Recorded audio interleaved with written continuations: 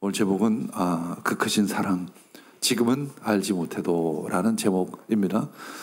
우리 그 크신 사랑 잘 알지 못하죠? 그러나 나중에 깨닫게 될 줄 믿습니다.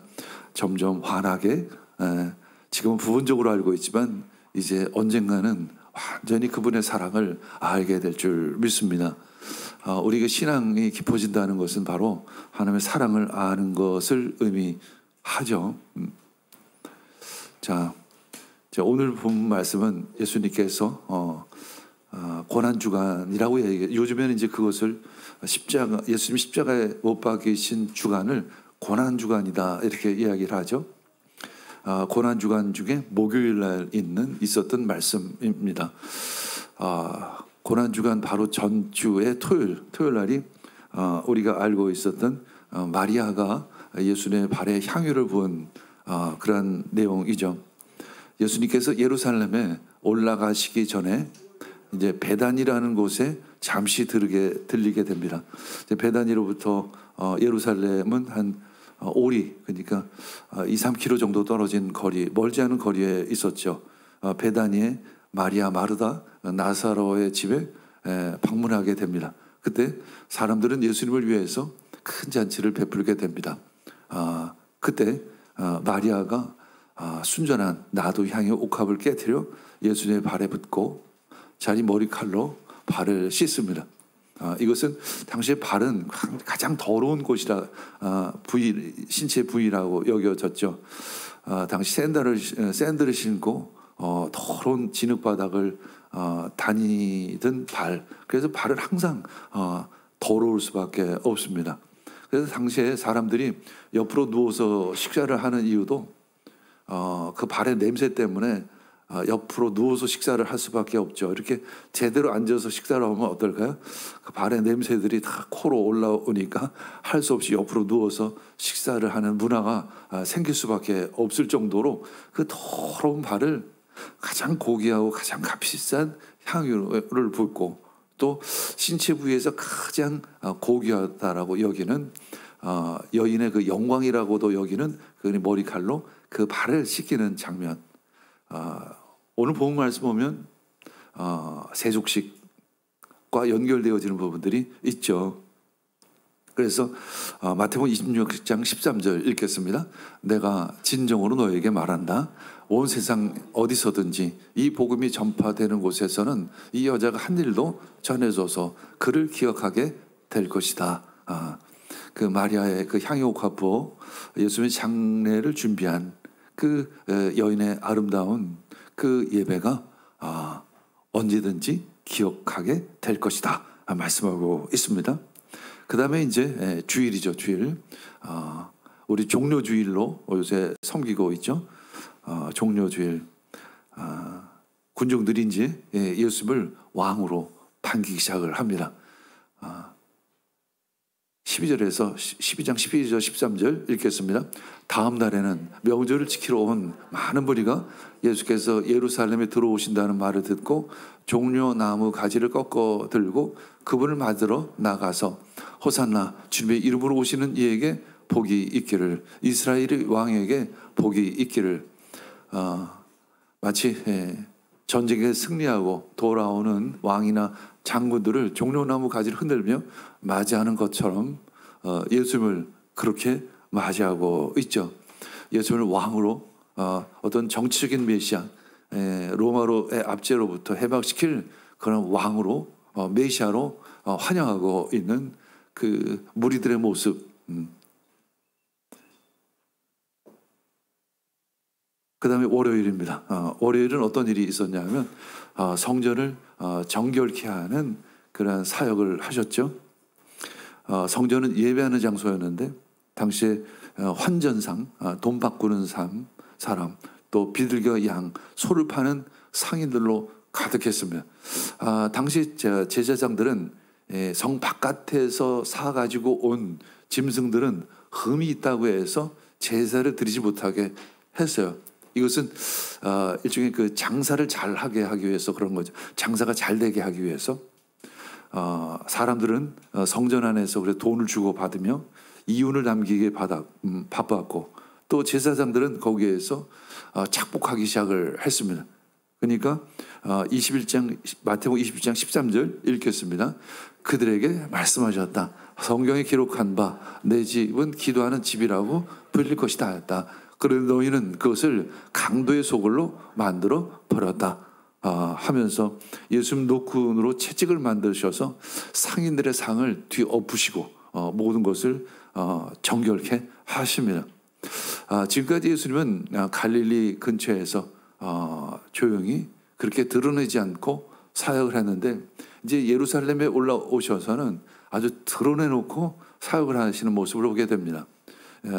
우리 주일날 어제 있었던 많은 무리들이 예수님을 환영하는 모습이라든가 또 오늘 이 성전을 정결케 하는 것, 그것은 예수님이 자신의 모습을 완전히 세상 가운데 그 지도자들 가운데 드러내는 것이었죠. 결국 죽음을 재촉하는 거죠. 십자가를 재촉하는 것이었습니다.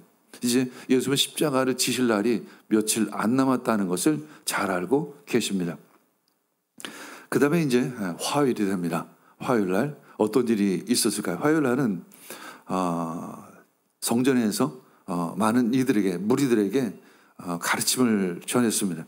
하나님의 나라와 때로는 믿음에 대해서 전했죠. 그리고 바리새인들과 사두개인과 여러 가지 논쟁을 했습니다. 특히 그들은 예수님을 어떤 함정에 빠뜨리기 위해서 질문을 했던 것이죠. 그런 가운데 이제 그리스 헬라 사람들이 예수님을 찾아옵니다. 그때 예수님은 요한복음 12장 23절에 이런 이야기를 하죠. 이제 인자가 영광을 받을 때가 왔다. 결국은 모든 이방 사람들까지 예수님을 찾아오는 것을 보고 이제 예수님께서 십자가에 못 박히실 때가 왔다라고 선포하고 계십니다. 그러면서 요한복음 12장 24절 말씀을 하죠. 읽겠습니다. 시작. 정말로 내가 진정으로 너에게 말한다. 밀알 하나가 땅에 떨어져서 죽지 않으면 하늘 그대로 남아 있지만 죽으면 열매를 많이 맺는다. 이것은 예수님께서 자신이 십자가에 못 박혀 죽으셔서 온 인류를 구원하실 것을 예언하시는 그런 내용이죠. 그래서 결국 밀알 하나가 땅에 떨어져서 죽어야만 모든 인류를, 모든 사람들을 구원하고 회복시킬 것이라는 메시지를 전하게 됩니다. 이것이 이제 그 고난주간의 화요일 날 있었던 내용이죠. 그럼 수요일 날은 어떤 일이 있었을까? 수요일 날은 사실은 침묵의 수요일이라고 해서 예수님이 특별히 어떤 일을 하지는 않으셨습니다. 반면에 그날에 가룟 유다가 예수님을 은 30에 팔죠. 그날 밤에 유다는 수요일 날 밤에 대제사장의 그 저택으로 향합니다. 마태복음 26장 15절 말씀 읽겠습니다. 내가 예수를 여러분에게 넘겨주면 여러분은 내게 무엇을 주실 작정입니까? 그는 유다에게 은돈 30립을 세마여 주었습니다. 이제 은돈 30을 받고 예수님을 파는 거죠. 예수님은 십자가의 길로 가시고 또 유다는 예수님을 팝니다. 이런 가운데 이제 목요일이 밝아옵니다. 목요일 마가복음 14장 22에서 24절 읽겠습니다. 받아라, 이것은 내 몸이다. 또 잔을 들어서 감사를 드리신 다음에 그들에게 주시니 그들은 모두 그 잔을 마셨다. 그리고 예수께서 말씀하셨다. 이것은 많은 사람을 위하여 흘리는 나의 피, 곧 언약의 피다. 이제 목요일 날은 제자들과 성만찬을 나누십니다. 지금까지는 이제 예루살렘 성전에서 이제 공개적으로 많은 이들과 함께 그 기적을 베푸시기도 하고 성전을 정결케 하시기도 하고 또 메시지를 전하시기도 하셨지만 예수님이 이제 목요일 날, 이제 금요일 날 십자가에 못 박히실 것이고 그 전날은 단지 소수의 믿는 제자들과 함께 마지막 날을 마무리하십니다. 아마도 예수님은 그 제자들에게 특별히 전할 말씀들이 있었던 것 같습니다. 그러면서 성만찬을 나누시죠. 예수님은 이제 베드로와 요한에게 특별한 지시를 합니다. 6월절 만찬을 준비하라. 이제 유월절 기간이었기 때문에 많은 이들이 유월절 만찬을 나눕니다. 역시 예수님은 제자들과 함께 마지막 만찬을 나누기를 원하시죠. 그때 제자들이 말하죠. 선생님, 그 유월절 만찬을 어디에다 베풀면 좋겠습니까? 그때 예수님은 말하죠. 성 안으로 들어가면 물동이를 들고 가는 사람을 만날 것인데 그 사람을 뒤따라가면 그 사람이 다 예배해 줄 것이다. 큰 다락방을 보여줄 것이니 그곳에 이제 성만찬을, 마지막 만찬을 준비하라. 그리고 제자들은 한 자리에 모여 만찬을 나눕니다. 그러나 그들의 마음속에는 여전히 어떤 생각을 했을까요? 내가 어떻게 하면 서로 섬길까? 뭐 그런 생각을 한 것이 아니라 내가 얼마나 높아질까? 내가 가장 큰 자리에 누가 큰 자리에 앉을 수 있을까?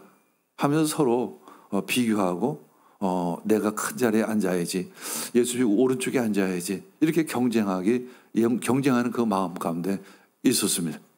이런 상황 속에서 예수님은 그들에게 어떤 메시지를 전하실까? 자, 13장 1절, 이제 오늘 본문 말씀입니다. 읽겠습니다. 시작. 유월절 전에 예수께서는 자기가 이 세상을 떠나서 아버지께로 가야 할 때가 된 것을 아시고 세상에 있는 자기의 사람들을 사랑하시되 끝까지 사랑하셨으며, 자기의 사람들을 사랑하시되 끝까지 사랑하셨으며, 제자들은 서로 경쟁하고 누가 높으냐라고 생각하고 경쟁하고 있는 가운데 가롯 유다는 예수님을 은 30에 팔고 내일이면 예수님은 십자가에 못 박히실 것이고, 예수님은 그 사실을 다 알고 계심에도 불구하고 원수까지도 사랑하시라고 하신 예수님, 그분은 그 제자들을 사랑하시되 자기의 사람들, 근데 자신을 믿는 사람들을 사랑하시되 끝까지 사랑하셨다 말씀하고 있습니다. 예수님은 우리를 끝까지 사랑하십니다. 지금도 사랑하십니다. 그분이 바로 예수 그리스도이십니다. 그분이 또 그 십자가에 못 박히셔서 우리를 구원하셨죠. 그 사랑을 알 때 우리들의 믿음이 성장하는 것인 줄 믿습니다. 우리들의 믿음의 여정을 나아갈 때 그 예수님의 사랑을 아시기를 원합니다. 예수님께서 십자가에 못 박히실 때 제자들의 모습은 어떠했다고요? 바로 가룟 유다는 예수님을 은 30에 팔고, 제자들은 누가 크냐 서로 경쟁하고 다투고 싸우고 있었어요. 그리고 더군다나 종교 지도자들은 자신들의 그 권위에 도전한다고 해서 예수님을 어떻게 하면 죽일까, 호시탐탐 그런 생각만 했고, 또 많은 무리들은 오직 그 예수님의 그 표적 기적들만 바라보고 자신이 필요로 하는 왕으로 삼고자 했던 것이죠. 그런 가운데 예수님은 그럼에도 불구하고 끝까지 사랑하셨으면, 지금 나의 모습은 어떠할까요? 나는 진정 예수님을 사랑할까요? 나는 진정 이웃을 사랑할까요? 그런 질문을 하시면서 오늘 말씀을 들으시기를 원합니다. 유월절 전에 예수께서는 자기가 이 세상을 떠나서 아버지께로 가야 할 때가 된 것을 아셨습니다. 예수님은 이 세상을 떠날 때를 아셨어요. 우리 크리스찬은 죽음을 두려워하지 않습니다. 오히려 죽음을 기다리죠.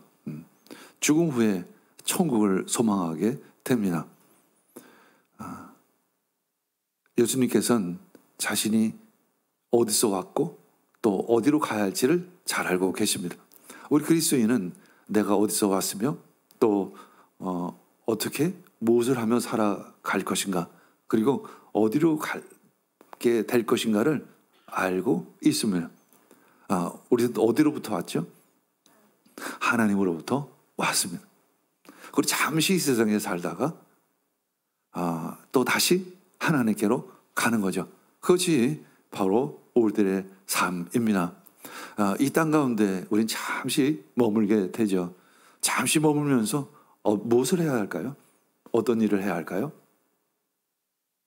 바로 예수님께 영광 올려드리는 삶, 예수를 예배하는 삶, 예수를 증거하는 삶 살아가야 될 줄 믿습니다. 우리는 어디서 왔으며 또 무엇을 하다가 또 어디로 가야 할지를 아는 것, 그것이 바로 그리스도인인 줄 믿습니다. 세상에 있는 자기의 사람들을 사랑하시되 아주 끝까지 사랑하셨다 말씀하고 있습니다. 아주 끝까지 사랑하셨습니다. 이 끝까지는 두 가지 의미의 시간인데, 하나는 시간적인 의미가 있고 하나는 질적인 의미가 있습니다. 시간적으로는 마지막 순간까지, 예수님이 십자가 못 박히실 때까지, 언제까지, 끝까지 보아라, 내가 세상 끝날까지 항상 너희와 함께 있을 것이다 라는 시간의 의미를 가지고 있습니다. 예수님은 우리를 아주 끝까지 사랑하십니다. 지금도 사랑하시고 앞으로도 사랑하실 것입니다. 또 질적인 의미도 있어요. 완전히 아주 철저하게 어느 정도로 사랑할까요? 십자가에 못 박히실 만큼 우리를 사랑하십니다. 어떤 목적을 이룰 때까지. 어떤 목적일까요? 우리를 구원할 때까지, 구원을 완성할 때까지 우리를 사랑하십니다. 그래서 요한복음 19장 30절에서 십자가에 못 박히시면서 십자가 위에서 이렇게 말씀하시죠. 다 이루었다.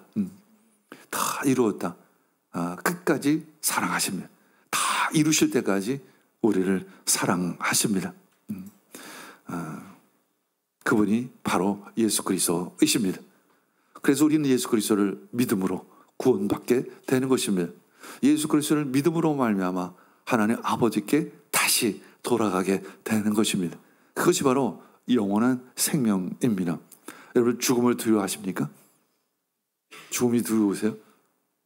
가끔 어떤 분은 평생 잘 믿은 것처럼 살다가 장로님인데 죽기 전에 죽음이 두려워서 막 하나님을 저주하다가 숨을 거두는 사람도 가끔 어쩌다가 있다고 합니다. 그러나 우리는 죽음을 기쁨으로 맞아야 될 줄 믿습니다. 왜냐하면 진짜 예수님을 만나기 때문에 그런 것이죠. 완전하게, 아주 철저하게 그 예수님 만남이 이루어지는 그날이 내 육신을 벗는 날인 줄 믿습니다. 우리는 그날을 향해 이 땅을 살아갈 때 내가 무엇을 하며 살아가야 할지를 알기를 원합니다.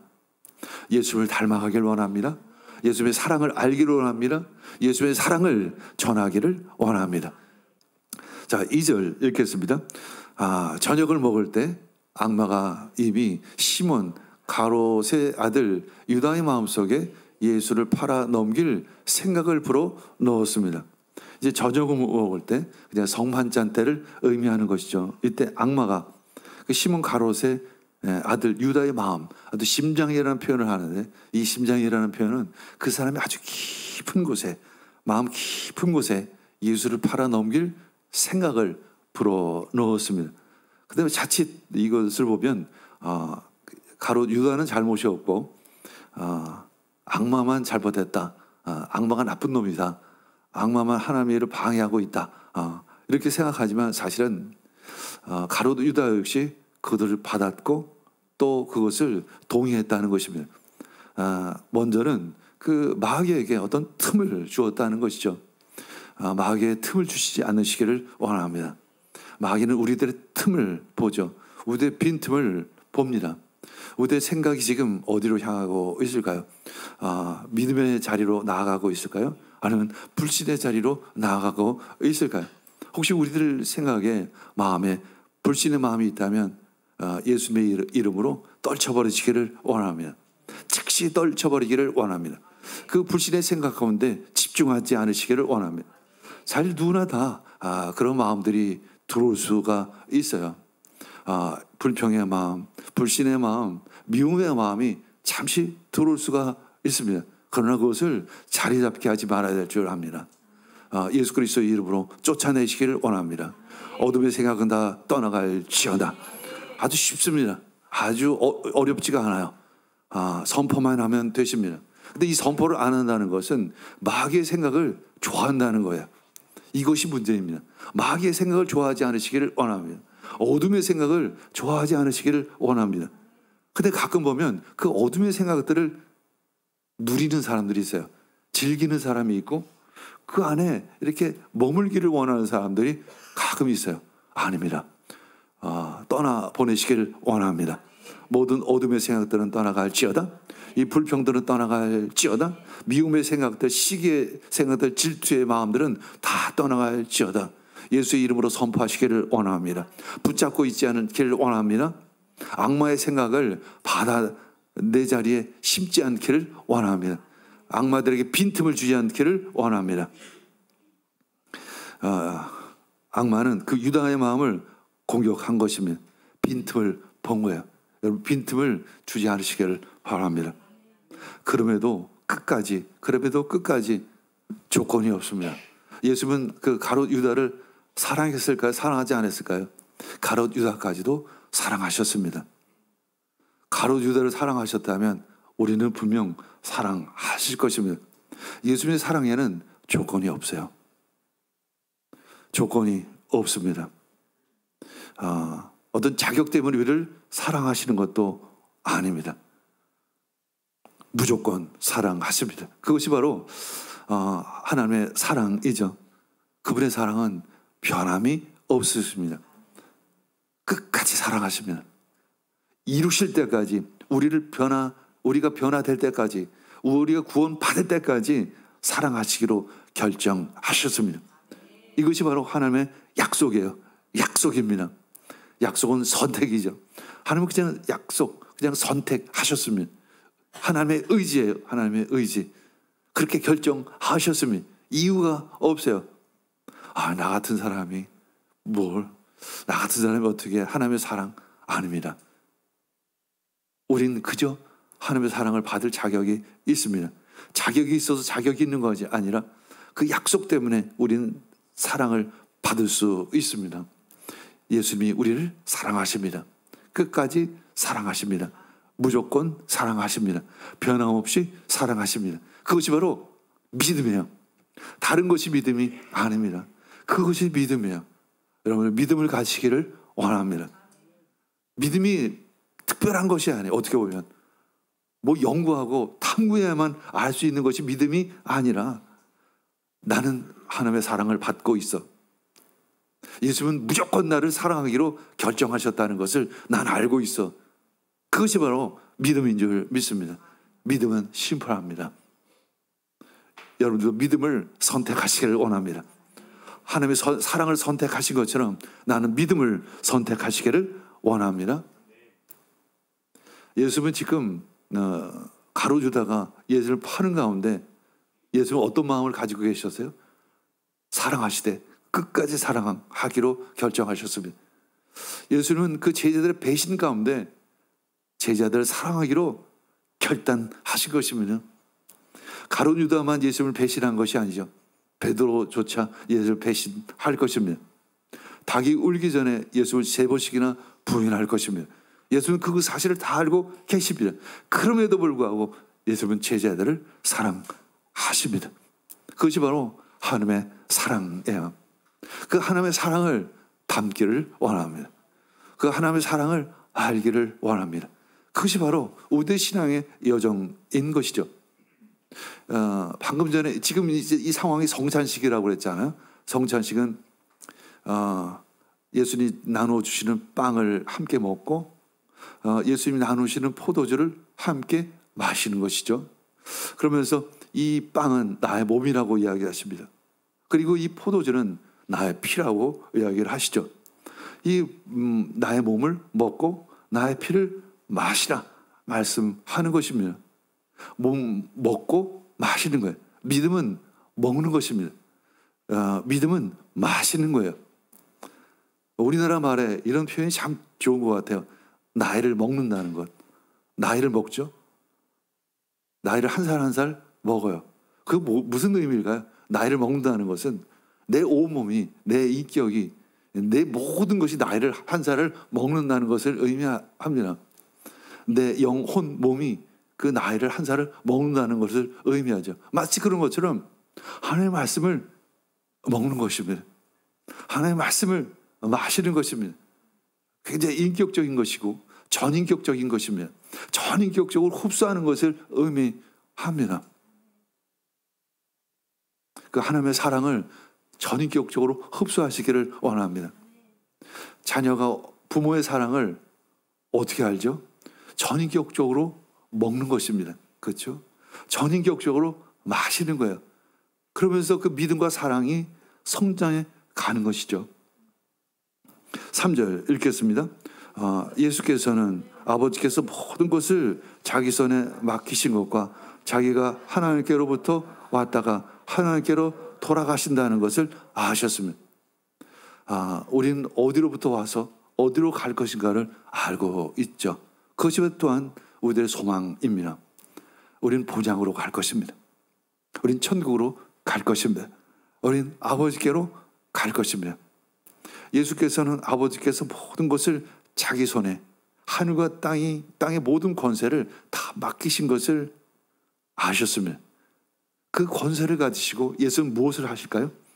모든 권세를 가지시고 무엇을 하실까요? 하나님의 권세를 가지시고 무엇을 하실까요? 막 휘두릅니까? 요즘의 정치인들의 모습처럼 그 권력을 마구 휘두릅니까? 아니면 백성들을 섬길까요? 예수는 그 권세를 가지고 제자들을 섬길 것입니다. 자, 4절, 5절 읽겠습니다. 잡수시던 자리에서 일어나서 겉옷을 벗고 수건을 가져다가 허리에 두르셨다. 그리고 대에 물을 담아다가 제자들의 발을 씻기시고 그 둘은 수건으로 닦아 주셨습니다. 성찬식은 하나님과의 관계이죠. 떡을 먹고 포도주를 나눔으로 하나님 아버지와 연합되어지는 것입니다. 하나님 아버지와 한몸 되어지는 거예요. 하나님의 사랑을 경험하는 거예요. 그리고 하나님께 사랑을 고백하는 것입니다. 주님과 내가 연합되어지는 시간, 그것이 바로 성만찬이죠. 이제 성만찬이 끝난 후에 세족식을 함께 합니다. 이 세족식은 어떤 의미가 있을까요? 예수님이 제자들의 발을 씻기는 것이죠. 마치 제자들이 앞으로 다른 사람들의 발을 씻듯이 그렇게 섬기라는 메시지 있는 것이죠. 이제 하나님을 사랑하고 하듯이 이제 세족식을 하듯이 사람들의 발을 씻기듯이 사람들을 섬기라는, 사랑하라는 의미 있는 것이죠. 성만찬은 하나님을 사랑하는 것이라면 이제 세족식은 이웃을 사랑하는 그러한 표현 있는 것입니다. 그리고 이제 지난 토요일 날 있었던 일 있죠. 마리아가 예수님의 발에 향유옥합을 깨뜨려서 발에 붓습니다. 그리고 머리칼로 예수님의 발을 닦습니다. 발은 가장 더러운 것이라고 했습니다. 하루 종일 그 더러운 진흙밭을 그 발로 밟고 다니다가 온통 발에 진흙덩이, 때로는 그 안에 똥도 묻어 있었을 것이고, 왜냐하면 당시에는 오물들이 바닥에 질펀이 있었을 때니까 온통 쓰레기들을 다 밟았던 그 발, 온갖 냄새가 나는 발, 그 발을 가장 값비싼 마리아가 가지고 있었던 가장 고귀한 그 향유를 깨뜨려서 그 발에 붓습니다. 그리고 자신의 머리칼, 여인의 영광이라고 얘기하는 그 머리칼로 예수님의 발을 닦는 것이죠. 가장 더러운 부위, 가장 고귀한 부위로 가장 더러운 발을 닦는 것입니다. 지금은 이제 세족식이 시작이 됩니다. 예수님은 하나님의 아들이시죠. 가장 거룩하신 분이고 가장 고귀한 분이고 가장 높으신 분이십니다. 하늘과 땅의 모든 권세를 가지고 계신 분이시죠. 그분이 제자들의 가장 더러운 발을 닦기 시작을 하는 것입니다. 종의 모습으로 아주 겸손하게 제자들의 발을 씻기려고 이제 준비하고 계십니다. 대야에 물을 담아다가 제자들의 발을 씻기시고 그 두른 수건으로 닦아주기를 시작하셨으면 그것이 바로 사랑인 것입니다. 예수님은 우리들에게 다른 사람들을, 이웃을 그렇게 사랑하라고 말씀하시는 거죠. 가끔 우리 교회 성도분들이 섬기고 봉사하는 모습을 봐요. 참 많이 봉사하십니다. 그렇죠? 참 많이 봉사해요. 그럼에도 불구하고 기쁜 마음으로 섬기고 봉사하는 모습을 보게 됩니다. 가끔 그런 질문을 해요. 그래도 어떻게 시험 들지 않을까? 근데 이제 처음 오신 분들, 얼마 되지 않은 분들이 그렇게 봉사를 하면 사실은 대부분 시험에 들어요. 왜 이렇게 나만 해야 되지? 너무 힘들다. 이제 그런 마음들을 사실 갖게 되죠. 근데 이제 훈련이 되신 분들은 그것이 시험에 들지를 않아요.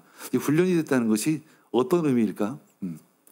그것이 꼭 습관이 됐다는 것을 의미하는 것은 아닙니다. 그 섬김의 맛을 알게 됐다는 것을 의미해요. 섬김의 맛. 누구를 섬김으로 말미암아 그 안에 기쁨이 있다는 것을 아는 것입니다. 누구를 사랑함으로 말미암아 그 안에 생명이 있다는 것을 아는 거예요. 그 맛을 아는 것, 그것이 바로 훈련이죠. 그래서 그 시간들이 좀 걸릴 때가 많이 있습니다. 때로 몇 년이 걸리기도 하고, 보통은 10년, 20년 나이가 그래도 꽤 들어야만 그 맛을 알 수가 있어요. 그 섬김의 맛, 그 사랑의 맛, 희생의 맛, 그 향기가 있다는 것이죠. 마치 마리아가 향유컵을 깨뜨렸을 때 향기가 온 방에 가득했던 것처럼 그 향기가 있다는 거예요. 그때 진정 섬기고 봉사할 수 있습니다.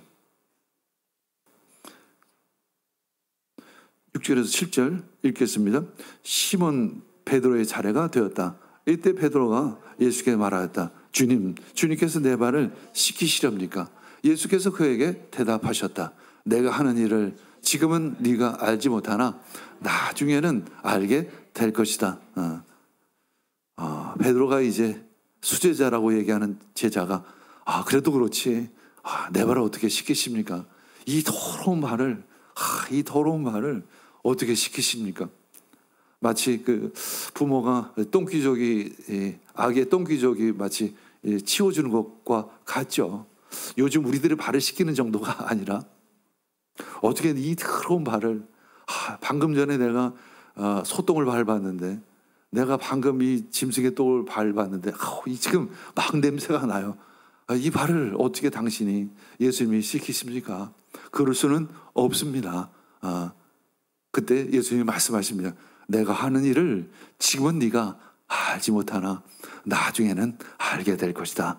나중에는 알게 될 것입니다. 나중에는 알게 될 것입니다. 내가 지금 다 알고 있다고 생각하지 않으시길 원합니다. 내가 참 모르는 게 많다고 그것을 아시기를 원합니다. 우린 지금 알아가는 거예요. 알아가는 것입니다. 마치 어떤 일을 보면 정답을 다 가지고 있는 것처럼 말하고 생각하는 것을 보게 됩니다. 그것이 교만이죠, 사실은. 그것이 교만입니다. 우리는 아는 것이 별로 없어요. 저 역시 나이가 1살, 2살 먹어가면서 오히려 알면 알수록 내가 참 모르는 것이 참 많구나. 내가 참 모르는 것이 많구나. 그러면서 도리어 이제는 모든 것을 해답을 내리지 않을 때가 많아요. 젊었을 때 보면, 젊은 나이에 보면 모든 답을 다 자기가 다 가지고 그 자기의 말이 정답이에요. 늘. 그래서 그것 때문에 싸우기도 하고, 그것 때문에 부딪히기도 하고, 그것 때문에 시험 들기도 하고, 그것 때문에 어딘가 때려치기도 하고 막 이러죠, 사실. 저 사람은 왜 저래? 저 공동체는 왜 저래? 답은 이건데. 그러나 우리는 잘 알지 못합니다. 나중에는 알게 될 거예요. 그때까지 배워나가시기를 원합니다. 그리스도인이라는 것은 학생의 자리예요, 사실은. 배우의 자리에 내가 있는 것을 의미합니다. 저도 역시 배우기를 원합니다. 늘 하나님께 질문해요. 그것이 바로 기도입니다. 늘 기도합니다. 하나님 알려주세요. 배우기를 알기를 원합니다. 그때 어느 때 어느 순간 어느 상황 속에서 깨닫게 주십니다. 특별히 우리가 말씀에 순종하게 나아갈 때 깨닫게 되죠. 말씀을 주십니다. 마치 아브라함이 시험 들었을 때 하나님께서 아브라함을 시험하시죠. 너의 아들 이삭을 내가 지시한 산에 가서 바치라. 아브라함은 그 말씀에 순종합니다. 그리고 모리아 산으로 올라가죠. 그리고 그 아들 이삭을 하나님께 번제로 바칩니다. 그때 하나님께서 됐다. 그 칼을 내려놓아라. 이제야 네가 나를 경외하는 줄 알겠노라. 이제야 네가 나를 경외하는 줄 알겠노라. 그러면서 깨달음을 주시죠. 여러 가지 예언적 말씀을 메시지를 주십니다. 깨달음은 하나님을 아는 것은 바로 순종을 통해서 알아가게 돼요. 그러면서 여호와 일의 하나님을 알게 됩니다. 하나님은 준비하시는 하나님이로구나. 가끔 인간이 하나님에 대해서 이름을 붙일 때가 있어요. 그렇죠? 여호와 라파 하나님, 치유하시는 하나님, 여호와 일의 하나님, 준비하시는 하나님, 이렇게 이름을 붙일 때가 있는데 이 이름의 의미는 뭐냐면 나중에 언젠가 하나님이 누구인지를 깨닫게 되는 거예요. 하나님은 준비하시는 하나님이셨구나. 그때는 내가 그 준비하시는 하나님, 그분을 몰랐는데 왜 이렇게 응답을 안 해주시? 왜 내가 필요한 것을 주지 않으시지? 이렇게 푸념만 했었는데 다 준비하시고 다 예비하시고 그래서 때가 되니까 주시는구나. 그래서 그분을 나는 여호와 일의 하나님으로 섬기겠습니다. 이렇게 고백을 하는 것입니다. 이것이 바로 깨달음이에요. 이것이 바로 하나님을 아는 지식인 것입니다. 나중에는 알게 될 것입니다. 나중에는 알게 될 것입니다. 너무 조급해하지 않으시기를 원합니다. 그러나 매일매일 조금씩 자라나시기를 원합니다. 중요한 것은 빨리 자라는 것보다 매일매일 조금씩이라도 성장하는 것이 중요하죠. 그것이 바로 믿음인 것입니다. 우리 세상에서는 빨리 자라기를 원합니다. 빨리 1등하기를 원해요. 요즘에는 보면 2살부터 그 조기 교육을 시작을 한다며요. 2살부터 그저께 KBS에서 그런 요즘 조기 교육에 대해서 이야기를 하는데, 그래서 초등학교 4학년 되면 중학교 뛰고, 초등학교 6학년 되면 고등학교 뛰고.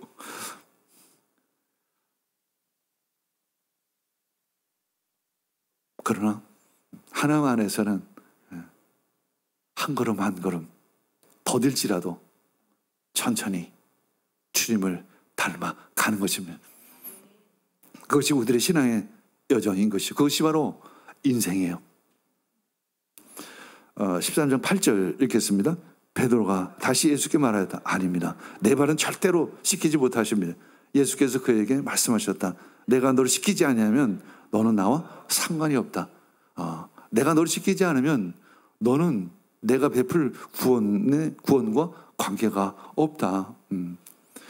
내가 이제 십자가에 못 박히고 나의 십자가 피로 모두 다 구원을 받을 터인데, 네가 만약 나의 씻김을 받지 않는다면 너는 나의 구원에 관계가 없을 것이다. 상관이 없다. 그때 이제 베드로 말합니다. 그러자 시몬 베드로는 예수께 이렇게 말하였다. 주님, 내 발뿐만 아니라 손과 머리까지도 씻겨 주십시오. 예수께서 그에게 말씀하셨습니다. 이미 목욕한 사람은 온몸이 다 깨끗하니까 발밖에는 더 씻을 필요가 없다. 너희는 깨끗하다. 그러나 다 그런 것은 아니다. 우리는 그리스도인입니다. 우리는 죄 용서를 받았죠. 그러나 우리는 매일 또 용서를 구해야 합니다. 예수님 보혈 피로 씻어야 합니다. 그러나 온몸을 씻는 것은 아니고 그 당일 지은 죄를 씻을 뿐인 것이죠. 그러면서 예수님은 말합니다. 너희는 깨끗하다. 그러나 다 그런 것은 아니다. 바로 그것은 가롯 유다를 두고 하시는 말씀이죠. 예수님은 참 얼마나 힘드셨을까 그런 생각을 하게 돼요. 내리며 십자가에 못 박히실 것도 알고 있고, 예수님은 지금 제자들을 발을 시키고 있는데 한편에서는 가룟유다는 예수를 은 30에 팔고 있고,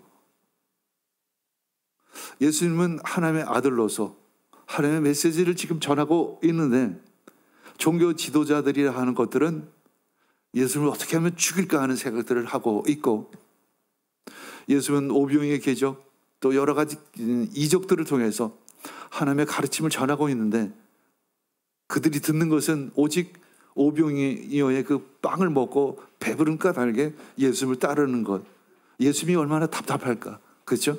얼마나 우리 같으면 짜증날까, 저렇게 변하지 않을까, 이렇게 메시지를 전하고 이렇게 가르치고 이 기적을 베풀고 하는데도 불구하고 왜 저 사람들은 하나도 이렇게 변하지를 않을까?